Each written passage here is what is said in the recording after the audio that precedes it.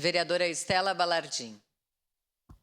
Então, já tinha me manifestado antes, serei favorável, com toda certeza, a esse projeto, por todas as questões que levantei, mas eu queria usar um exemplo da necessidade do maior investimento para que os locais sejam adequados para a prática de esporte. Esse investimento não está ligado estritamente apenas à SMEL.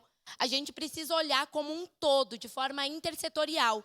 E eu quero pegar aqui um exemplo que o vereador Juliano e o vereador Xuxa vão conhecer bem, que é a quadra de esportes, que é o ginásio, que nós temos lá no bairro Serrano. Lá foi aonde eu pratiquei esporte pela primeira vez, que através do contraturno escolar, nós tínhamos educadores que nos davam aulas de futsal, que nos davam a oportunidade de praticar diversos esportes, taekwondo, capoeira.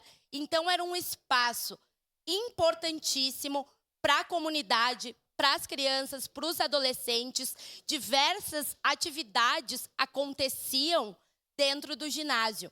E agora essas atividades não podem mais acontecer. O ginásio, ele foi reformado, pintado, foi inteiro reformado.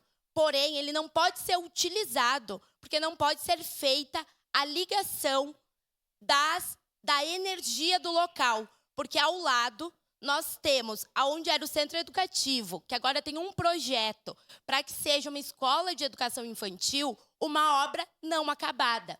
E essa obra não acabada faz com que haja infiltração da água da escola de educação infantil para dentro do ginásio. Um ginásio reformado, um ginásio que está novo, que está à disposição da comunidade, mas que não pode ser utilizado pela comunidade pelo descaso, pelas obras inacabadas e porque a gente não consegue ter essa noção, essa certeza de que investir na prática do esporte é investir também nos locais para a prática adequada. Muito obrigada.